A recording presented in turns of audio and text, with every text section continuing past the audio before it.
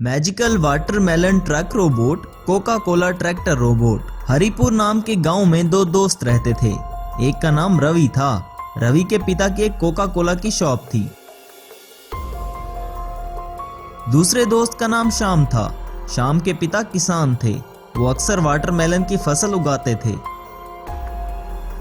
रवि और श्याम बचपन के दोस्त थे, इसलिए वो दोनों शहर में मैकेनिकल इंजीनियरिंग की पढ़ाई करने भी साथ जाते हैं।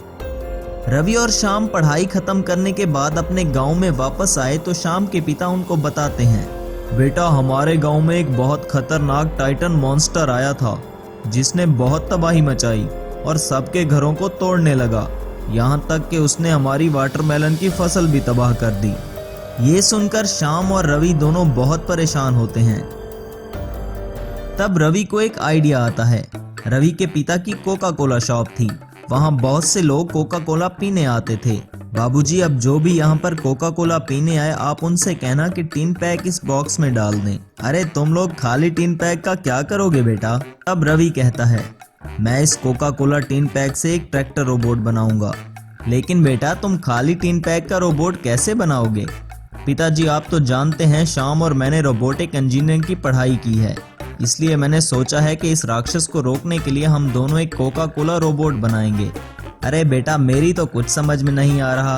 खैर मैं तुम्हें सारे टिन पैक इकट्ठे करके दे दूंगा। उस दिन से रवि के पिता दुकान के बाहर ही कोका कोला के खाली टिन पैक इकट्ठे करने लगते हैं। उन सभी टिन पैक को इकट्ठा करके श्याम और रवि ने एक जायंट कोका कोला ट्रैक्टर बनाया। वो एक साधारण ट्रैक्टर नहीं था, बल्कि वो जब चाहते इस ट्रैक्टर को रोबोट में ट्रांसफॉर्म कर देते थे। कोका कोला ट्रैक्टर रोबोट को देखकर सभी गांव वाले बहुत खुश होते हैं और श्याम और रवि का शुक्रिया अदा करते हैं। तुमने बहुत अच्छा काम किया है बेटे। ये रोबोट अब हमें उस राक्षस से बचाएगा और हमारे गांव की रक्षा करेगा। श्याम और रवि उस कोका कोला ट्रैक्टर रोबोट से सभी गांव वालों की मदद करने लगते हैं। एक दिन वो दोनों शाम के खेत में काम कर रहे थे कि तभी अचानक वहां पर टाइटन मॉन्स्टर आ जाता है। वो बहुत गुस्से में था। टाइटन मॉन्स्टर को देखकर ट्रैक्टर तुरंत ही magical Coca Cola tractor robot में ट्रांसफॉर्म हो जाता है। Magical Coca Cola tractor robot को देखकर टाइटन मॉन्स्टर बहुत गुस्से में आ जाता है और वो कोका कोला रोबोट पर हमला कर देता है।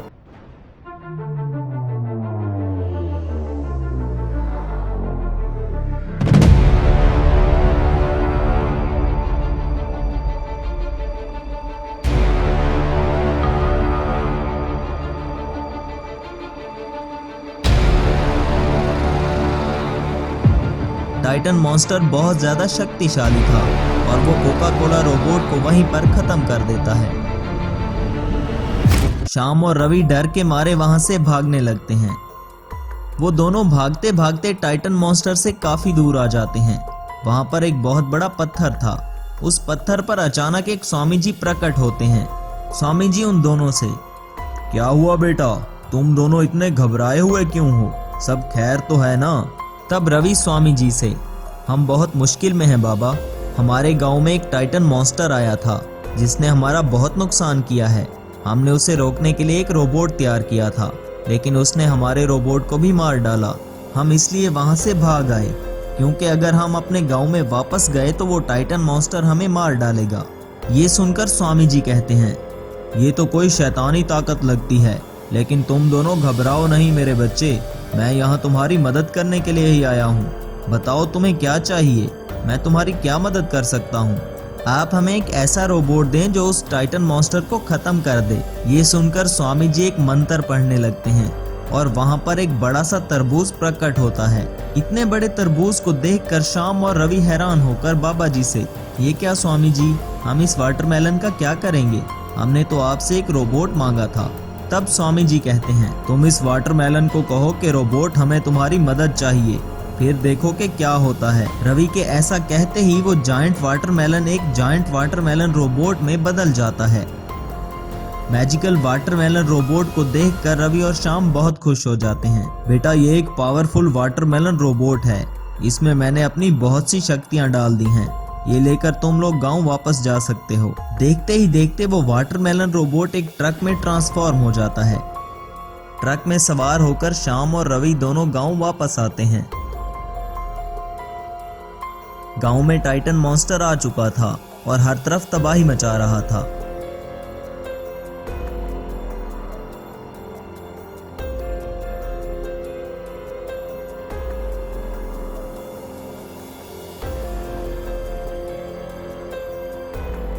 तब मैजिकल वाटरमेलन ट्रक रोबोट में ट्रांसफॉर्म हो जाता है।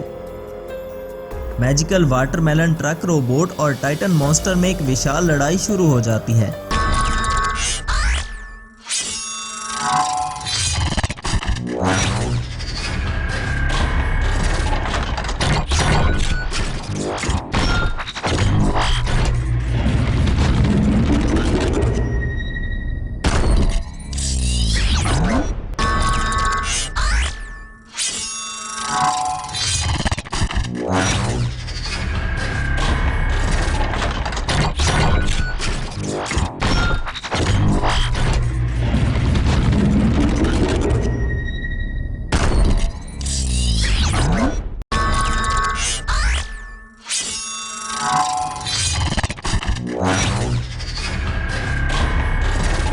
काफी देर की लड़ाई के बाद मैजिकल वाटरमेलन ट्रक रोबोट ने टाइटन मॉन्स्टर को मार गिराया। टाइटन मॉन्स्टर का ये हाल देखकर गांव वाले बहुत खुश हुए और खुशी खुशी अपनी जिंदगी गुजारने लगे। 3 magical robot money making robot. एक गांव में एक जमींदार रहता था। वो बहुत लालची था। जमींदार के पास 3 रोबोट थे। उन रोबोट की देखभाल के लिए जमींदार ने एक आदमी शामू को काम पर रखा हुआ था। शामू रोजाना रोबोट को खेतों में ले जाता और उनसे खेतों में काम करवाता था। एक बार जमींदार शामू से, क्यों रे, खेतों में काम सही तरह से नहीं हो रहा, क्यों? मालिक, ये तो आज की बात नहीं है, 3 महीनों से काम कम ही हो रहा है। आपको पता था ना, फिर से क्यों पूछ रहे हो? तब जमींदार हैरान होकर, क्या 3 महीनों से काम कम हो रहा है? ऐसा क्यों? यूं बोले तो हमारे पास 3 रोबोट है ना। इनमें से एक रोबोट बहुत पुराना हो चुका है। अरे तो हमारे घर में इस पुराने रोबोट को क्यों रखना है? जंगल में जाकर छोड़ दो। मैं इसे अपने घर पर नहीं रख सकता। ये आप क्या कह रहे हो? इतने साल काम करके हमारी सेवा जो की, अब रोबोट पुराना हो गया तो हम उसे कैसे छोड़ सकते हैं? क्यों रे, रोबोट तुम्हारा है ऐसा बोल रहे हो, जैसे तुमने उसे पाला और बड़ा किया। जैसा मैं बोल रहा हूं वैसा करो, नहीं तो तुम्हें नौकरी से निकाल दूंगा। शामू बेचारा कुछ नहीं कर सका और रोबोट को ले जाकर जंगल में छोड़ दिया। तब वो रोबोट दुखी होकर जंगल में जा रहा था। तभी उसको एक मुनीश्वर दिखाई दिए। तब मुनीश्वर उस रोबोट के दुख के बारे में जानकर बोले, अरे तुमको इतनी मुसीबत झेलनी क्यों है? अपना मुंह खोलकर तुम मन में मांगो तो तुम्हारे मुंह से सोना निकलेगा, कहकर वरदान देकर आशीर्वाद दिया। तब वो रोबोट खुश होकर वापस जमींदार के घर पहुंच गया। उसे देखकर जमींदार शामू से, क्यों रे, ये पुराना रोबोट फिर से वापस आ गया, क्या चाहिए देखो जरा। तब वो रोबोट ने मुंह खोला। बस उस रोबोट के मुंह से सोना निकलने लगा। जमींदार और शामू एकदम से हैरान रह गए थे। अरे ये रोबोट तो कुछ वरदान प्राप्त करके धन्य हो गया है। मेरा नसीब अच्छा है कि ये वापस मेरे पास ही आ गया है। अब हमारे लिए ये एक ही रोबोट काफी है, बाकी 2 रोबोट नहीं चाहिए। उन्हें भगाकर घर से निकाल दो, वो भी जंगल में चले जाएंगे। मुझे तो एक ही सोना देने वाला रोबोट ही काफी है। तब शामू कुछ नहीं कर सका और उसने बाकी दोनों रोबोट को भी जंगल में भेज दिया। दोनों रोबोट दुखी होकर मुनीश्वर के पास गए। बस मुनीश्वर ने उन दोनों रोबोट को भी वरदान देकर आशीर्वाद दिया। तभी एक रोबोट के मुंह से हीरे गिरने लगे और दूसरा रोबोट ने मुंह खोला तो पैसे गिरने लगे। तब वो दोनों रोबोट मुनीश्वर को प्रणाम करके जमींदार के घर चले गए। उन दोनों रोबोट को देखकर जमींदार शामू से, अरे शामू, ये क्या हो रहा है आखिर?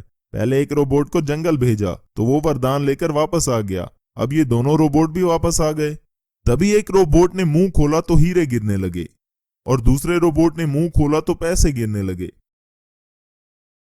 तब जमींदार शामू से, अरे मेरे जैसा खुशनसीब इंसान इस दुनिया में रहता ही नहीं है। इन रोबोट को एक बार घर से निकाला, फिर ये मेरे पास आकर मुझे भाग्यशाली बनाएंगे, मैंने कभी सोचा भी नहीं था।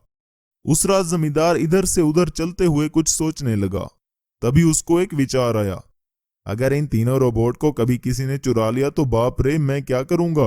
सोना, पैसे और हीरे कहां से लूंगा? ये तीनों रोबोट जंगल में जाकर वरदान कहां से लिए? मालूम तो करना पड़ेगा ना, और वो वरदान मैं खुद पाऊंगा तो अच्छा होगा ना। अगले दिन जमींदार इन तीनों रोबोट को लेकर जंगल गया। वो तीनों रोबोट मुनीश्वर के पास जाकर, ओहो, इस मुनीश्वर की दया से इन तीनों को वरदान मिला है, सोचकर मुनीश्वर के पास जाकर, सुनिए स्वामी जी, इन तीनों रोबोट को जो वरदान दिए थे ना, वो मुझे भी दे सकते हैं क्या? क्योंकि अगर ये चोरी हो गए तो मेरे किसी काम नहीं आएंगे ना। ये बात सुनकर मुनीश्वर को बहुत गुस्सा आया और वो बोले, तुम कितने लालची और नीच आदमी हो।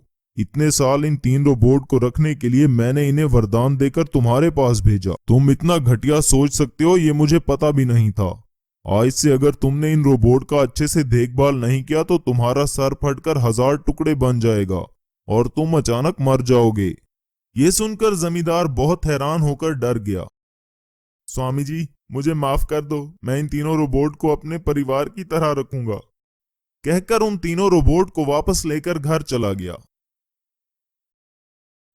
तब से इन तीनों रोबोट्स को अपने परिवार का सदस्य मानकर उनकी अच्छे से देखभाल करने लगा।